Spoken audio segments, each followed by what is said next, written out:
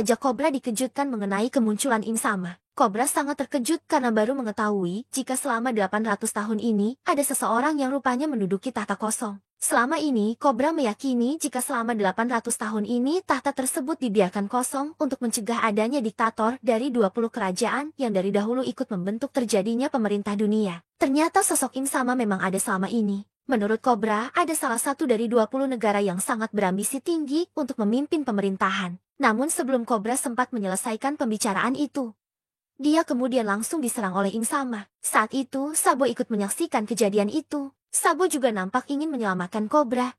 Namun sayangnya, usaha itu tidak berhasil. Sabo dan juga Kobra sadar jika kekuatan mereka tidak sebanding dengan Gorosei.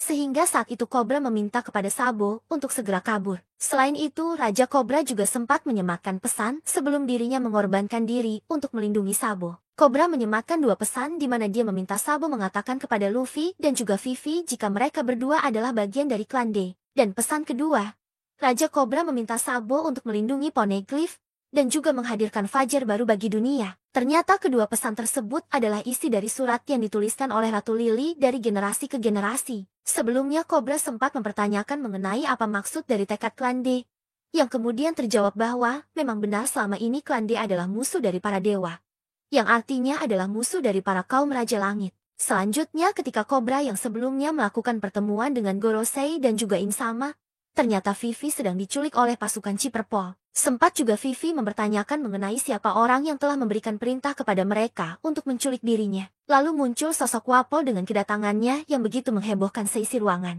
Diketahui jika Wapol masih trauma setelah sebelumnya melihat kejadian di mana Kobra dihabisi nyawanya oleh Im Sama dan juga pemerintah dunia. Saat itu Wapol tak sengaja masuk ke dalam ruangan tempat di mana Vivi disekap, sehingga mereka berdua akhirnya kabur meninggalkan tempat tersebut. Saat itu, Vivi mengatakan jika dirinya akan pergi kemanapun asalkan tidak ada pemerintah dunia di sana. Setelah kejadian itu, Wapol menjadi sangat ketakutan terhadap pemerintah dunia dan juga menjadi bingung mengapa dia bisa kabur bersama dengan Vivi. Kemudian Wapol dan juga Vivi berhasil kabur bersama setelah insiden mengerikan yang terjadi sebelumnya, yaitu mengenai kematian Raja Kobra. Sebuah keajaiban lantaran Wapol yang saat itu ikut menyaksikan kejadian tersebut masih bisa selamat dan kabur. Dia juga heran dan bingung lantaran dirinya bisa kabur bersama Vivi. Mereka berdua sebelumnya sudah berada di kapal milik Morgan. Wapol saat itu menghubungi Morgan untuk meminta bantuan. Dia memang selama ini memiliki hubungan baik dengan Morgan. Wapol juga berniat untuk bisa selamat dan kabur dengan cara menukarkan seluruh informasi yang dirinya ketahui mengenai pemerintah dunia dan juga keberadaan Im Sama kepada Morgan.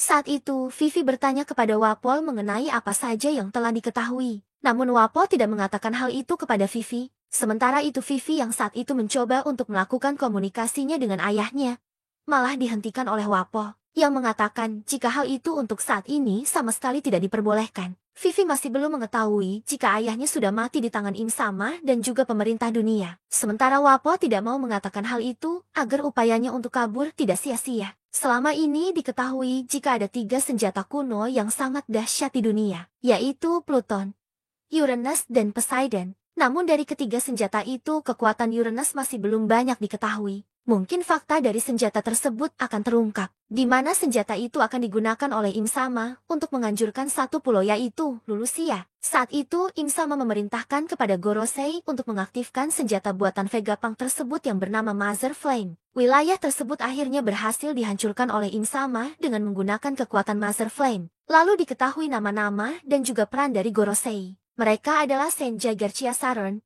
Saint Marcus Mars, Saint Topman Workery, Saint Esembren Kelimanus Juro, dan Saint Shepherd Jupiter. Mereka memiliki peran masing-masing di bawah kepemimpinan Im Sama, yang selama ini diketahui sebagai tahta kosong oleh 20 kerajaan, yang membentuk pemerintah dunia dari 800 tahun yang lalu. Diketahui banyak informasi mengenai Im Sama yang selama ini selalu menjadi misteri. Ada koneksi antara Im Sama dan juga Nefertari Lily sejak 800 tahun yang lalu. Dan juga dari percakapan Ivankov, Sabo dan juga Dragon mengenai sosok Raja 20 kerajaan pembentuk pemerintah dunia 800 tahun yang lalu. Raja tersebut berasal dari sebuah keluarga bangsawan yang bernama Nerona. Diketahui juga rahasia keabadian Im Sama selama 800 tahun. Ivankov memberikan informasi mengenai buku yang pernah dia baca tentang kemampuan dan juga kekuatan yang membuat seseorang bisa menjadi abadi dari cerita yang dikatakan oleh Sabo. Ivankov menyimpulkan jika Im-sama adalah bukti nyata dari buku yang pernah dia baca. Ivankov menyimpulkan jika buku tersebut adalah gambaran dari Im-sama, meskipun tidak diceritakan secara terperinci mengenai apa kekuatan yang ada di buku tersebut. Kemudian diperlihatkan adanya sosok karakter baru dari keluarga Vigarland, yaitu Vigarland Garling. Saat itu dirinya akan memberikan hukuman mati kepada Myosgard lantaran telah melindungi manusia ikan dan juga Shirahoshi. Diketahui jika Vigarland Garling merupakan pemimpin kelompok Holy Knight. Ada sebuah informasi mengenai dirinya yang menyebutkan jika dia adalah mantan raja dari wilayah God Valley. Cerita berlanjut.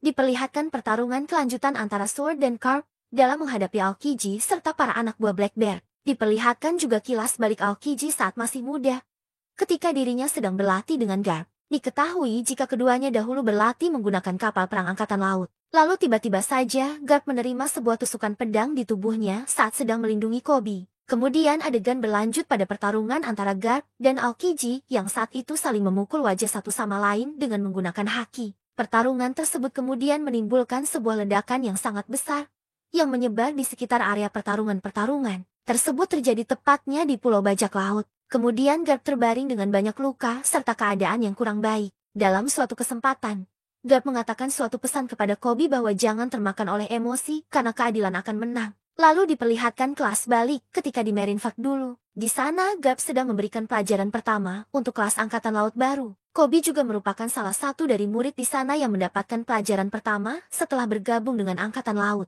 Sementara itu, Garp mengajukan sebuah pertanyaan kepada anak muridnya. Pertanyaan tersebut adalah jika satu bayi dan satu orang tua terdampar di sebuah pulau, dan kau memiliki perahu yang hanya dapat menampung 2 orang saja, siapa yang akan kau selamatkan? Koby saat itu dengan terang-terangan menjawab pertanyaan Garp.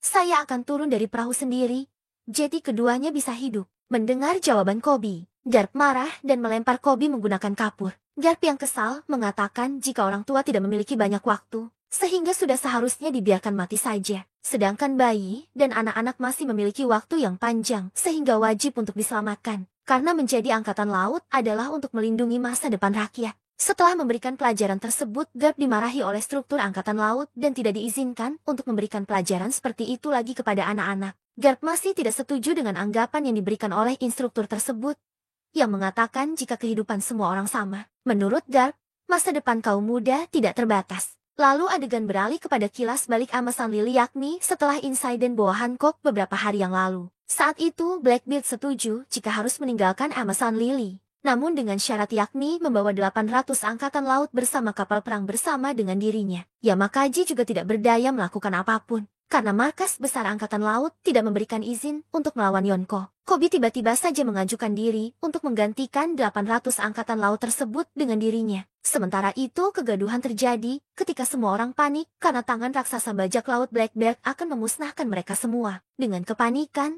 mereka bertanya kepada Garp, apa yang harus mereka lakukan? Kemudian Garp memberikan perintah kepada mereka untuk melakukan sesuatu, sementara dirinya akan membuat celah kepada mereka. Di sini Garp harus bertindak cepat untuk melindungi kapal perang dari puing-puing yang jatuh. Sementara Koby juga harus segera menghancurkan tangan raksasa tersebut. Koby merasa ragu dengan kemampuannya. Dia tidak yakin jika dirinya bisa menghancurkan tangan sebesar itu. Sementara Garp kemudian memotong perkataan Koby dengan berkata, dalam pertempuran, keputusan harus dibuat dalam sekejap. Lalu saat para bajak laut menembaki mereka, Helmepo memblokir peluru dengan pedangnya dan terjebak dalam ledakan. Garp juga secepat kilat meninju Kuzan. Dia juga kemudian melompat ke arah tengkorak lalu menyerangnya. Dengan kekuatan Garp yang sangat dahsyat tersebut, Garp berhasil membuat tengkorak terbelah menjadi 2. Tubuh asli Pizarro juga terluka sangat parah.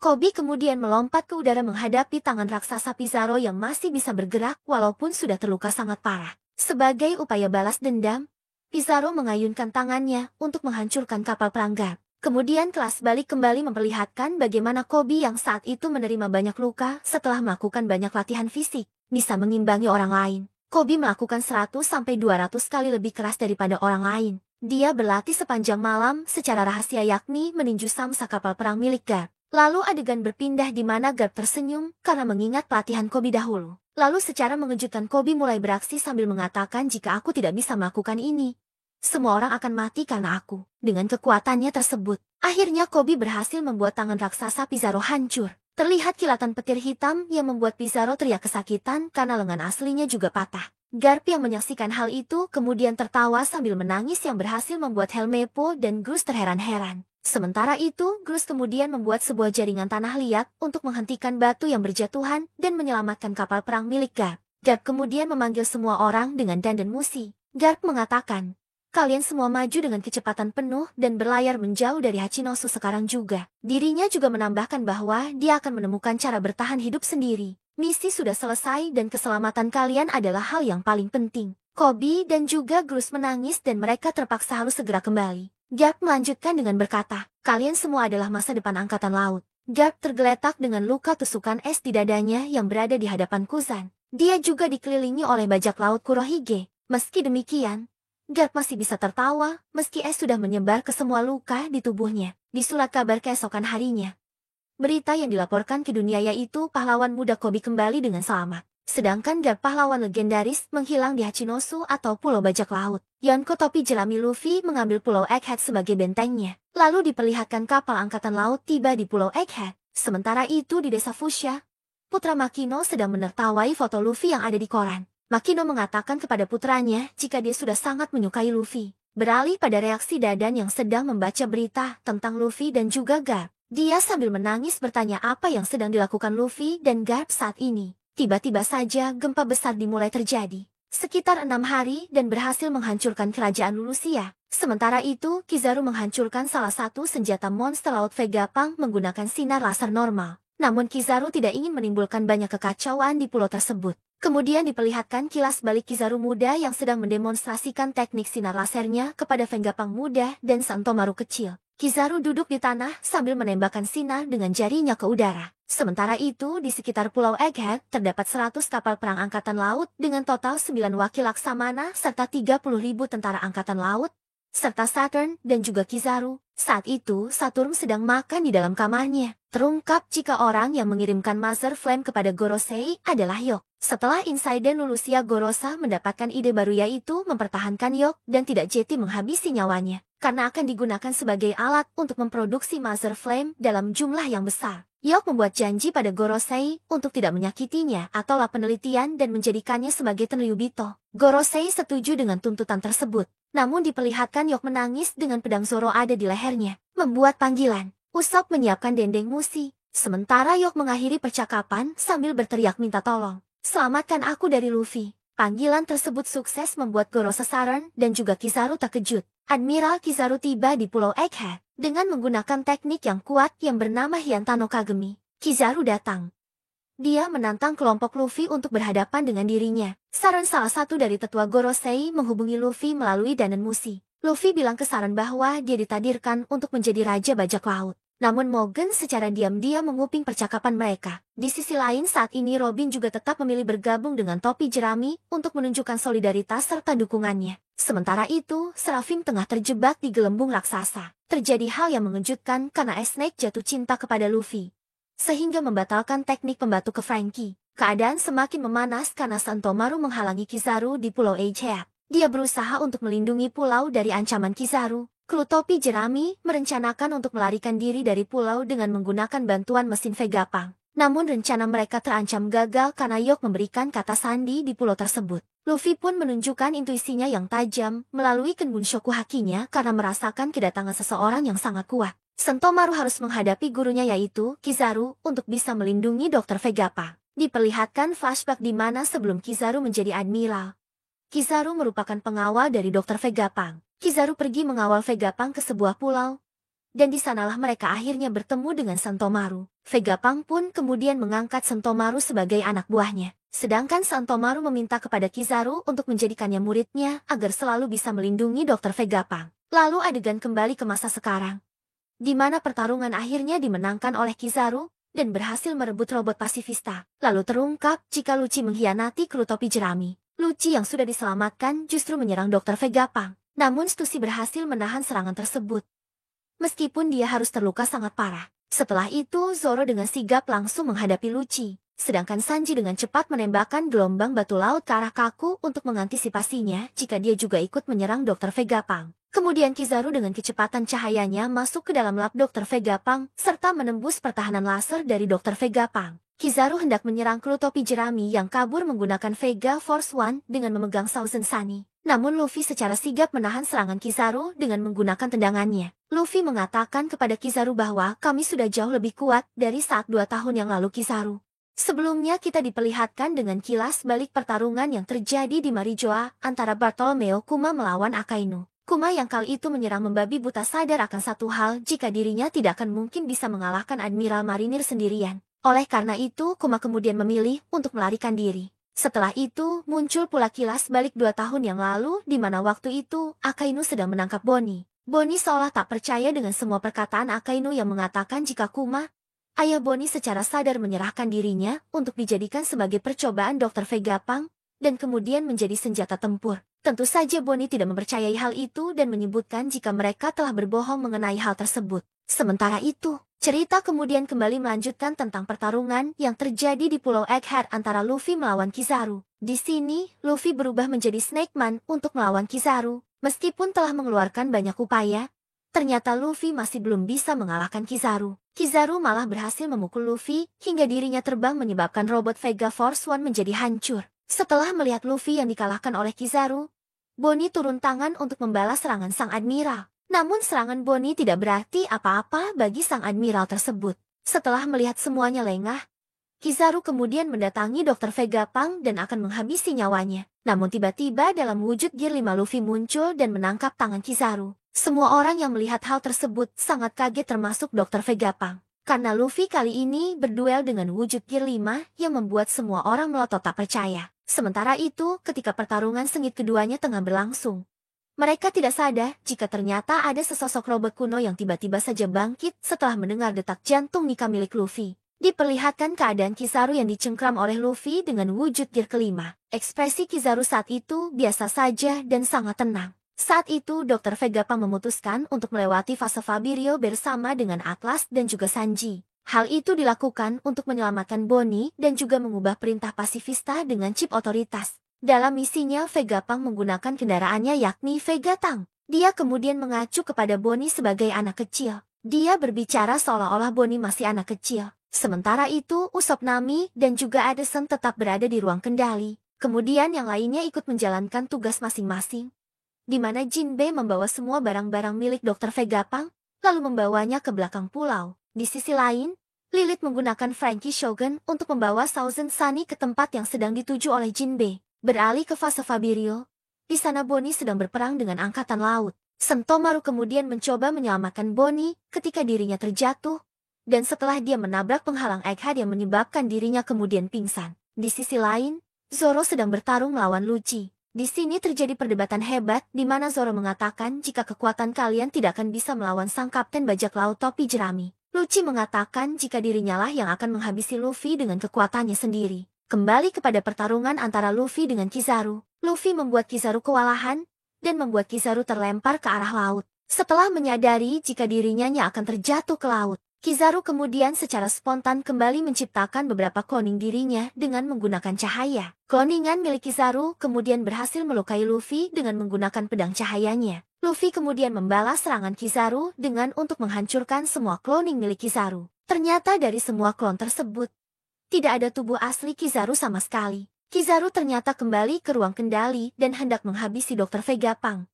Namun ternyata Vegapunk sudah pergi dari sana. Kizaru tahu jika Vegapunk ada di Vegapunk. Dia kemudian akan menyerangnya dengan cahaya miliknya. Luffy yang mengikuti Vegapunk kemudian mengambil cahaya milik Kizaru tersebut lalu membaginya ke segala arah. Sementara itu, Vegapunk akhirnya tiba dengan selamat di fase Fabirio. Lalu Atlas mengesampingkan perintah Kizaru kepada para pasifista. Sementara itu, Saron sedang menatap dengan tatapan yang sangat mengancam. Kemudian semua pasifista mematuhi perintah Atlas dan kemudian menyerang marinir. Bonnie juga sedang melawan marinir. Bonnie kemudian menembakkan pistol ke arah marinir, sehingga membuat mereka kemudian berhalusinasi dengan kematian mereka masing-masing. Bonnie kemudian kembali melanjutkan pertarungan epiknya dengan melawan dua wakil Laksamana sekaligus. Dia berhadapan dengan seorang pria berdagu panjang, dan yang satunya lagi adalah seorang wanita tua pemakan buah iblis Nori Nori Nomi. Wanita tua tersebut memiliki kekuatan yang memungkinkan dirinya untuk mengendari dan mengendalikan salah satu pasifista, sehingga Bonnie tidak mampu berbuat banyak untuk melawan mereka berdua. Lama, Sanji kemudian melompat ke Vega Tank 8 dan menyelamatkan Bunny. Namun tiba-tiba terjadi hal aneh, di mana muncul lingkaran ajaib di tengah pulau Egghead berupa bintang dan juga simbol angka 5 bersamaan dengan munculnya ledakan api dan juga petir hitam. Kemudian muncul pengumuman dari salah seorang marinir yang mengatakan jika Saint Saren ada di pulau tersebut. Sementara itu, seorang seperti marinir tidak diperbolehkan untuk melihat Saren. Jika saja mereka berani menatap matanya secara langsung, maka kepala orang tersebut akan meledak. Adegan kemudian beralih ketika Luffy masih bertarung melawan Kizaru. Mereka tampak terengah-engah. Kizaru sempat mengatakan jika dirinya tidak bisa terus berjuang atau tidak bisa menyelesaikan misinya. Dengan secepat kilat Kizaru kemudian menyerang Vegapunk. Meski tembakan lasernya meleset, namun dia berhasil menghancurkan jalan awal yang membuat Vega Tank 8 kemudian langsung jatuh ke tanah. Lalu tiba-tiba saja muncul suara Saren di seluruh penjuru pulau Egghead. Saren kemudian mengatakan suatu hal, yaitu pasifista hentikan. Terdengar seperti suara nada mengancam. Semua orang kuat yang berada di pulau tersebut kemudian merasakan aura yang sangat tak biasa. Namun pertarungan antara Luffy dan juga Kizaru masih berlanjut. Luffy menyusul Kizaru. Kemudian Luffy memukul Kizaru dengan serangan barunya yakni Gomu Gomu no Stargan. Sehingga pukulan Luffy tersebut berhasil melukai wajah Kizaru yang kemudian menimbulkan efek banyak bintang. Kizaru menyadari jika hal ini akan sangat buruk. Lalu mereka berdua kemudian sama-sama jatuh ke tanah. Saren menatap Luffy ketika dia sedang terjatuh dan menyebutkan kata-kata bahwa Nika seperti tengah menyadari sesuatu. Lalu Saren kemudian berhadapan dengan Bonnie, Sanji, Vegapunk dan juga Franky. Nampak di sana Bonnie kemudian berhasil menusuk dada Saren dengan menggunakan pedang miliknya. Terlihat wakil Aksamana bersiap untuk membantu Saren. Namun Saren kemudian memerintahkan kepada mereka untuk mundur. Dia mengatakan jika sebenarnya dengan sangat mudah bisa menghindari serangan pedang Bonnie barusan. Kemudian dia mencabut pedang tersebut, lalu secara ajaib darah di tubuhnya kemudian menghilang. Saren kemudian mengeluarkan aura dari matanya untuk berhadapan dengan Bonnie dan juga Sanji. Namun anehnya kepala mereka berdua tidak meledak, meskipun Bonnie dan juga Sanji terluka di kepala akibat serangan Saren. Lalu Kizaru kemudian menyampaikan permintaan maafnya kepada Saren. Saren kemudian mengatakan jika Kizaru sangat lambat menyelesaikan pekerjaannya. Kemudian Saren yang tiba-tiba saja akan menginjak Luffy yang sudah tak berdaya di tanah.